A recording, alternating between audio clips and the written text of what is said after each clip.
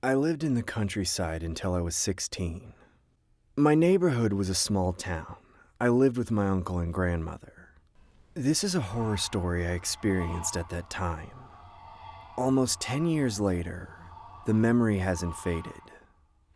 When I was about 15 years old, my grandmother held my hand one day and said, "If some girl begs you to help her at night, do not help her. You have to ignore it and run away." It was a very famous rumor in this town. I thought it was just a story made up by somebody like any other ghost story, so I didn't really care about it back then. Actually, everyone in the neighborhood knew this story. If you hear a girl's voice at night, you must run, or you'll die. It was an obvious story. Then one night, I was out playing outside with my friends, and it suddenly got dark. Man, Grandma's gonna be pissed. I started walking home in a hurry, but the way home wasn't close. It soon became dark outside, and I was walking alone on an empty road. I began to get a little scared, so I purposely hurried up, humming to myself to calm down.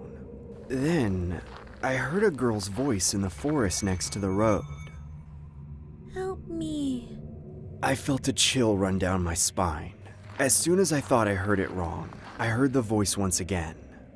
It hurts.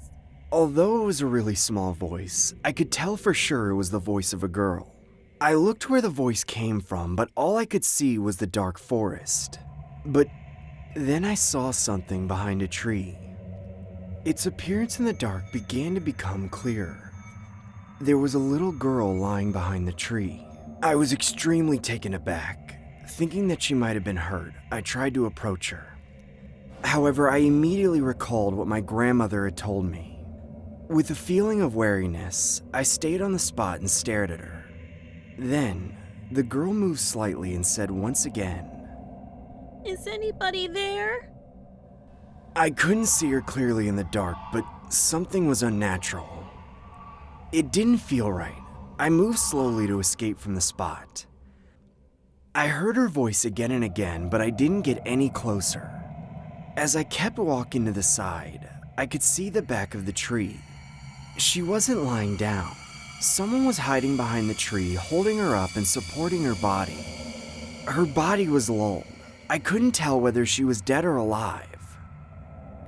Then, my heart dropped. I made eye contact with the man who was hiding behind the tree. He suddenly jumped out of the forest and started running towards me like crazy. Help this poor girl!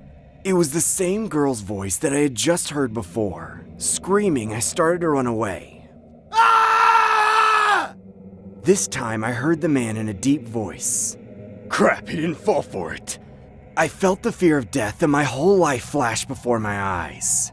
Just then, I saw a flashlight in front of me and realized what it was shortly afterward.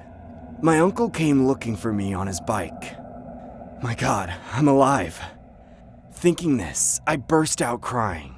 I ran to my uncle, and when I looked back, the man was gone. I told my uncle and grandmother everything I saw, and we soon called the police. Police began searching for him, believing that he was involved in several disappearances in the town, but they failed to find him. I still can't forget the voice I heard that night. I probably wouldn't be here right now if I wasn't so lucky. Always be careful of the stranger's voice.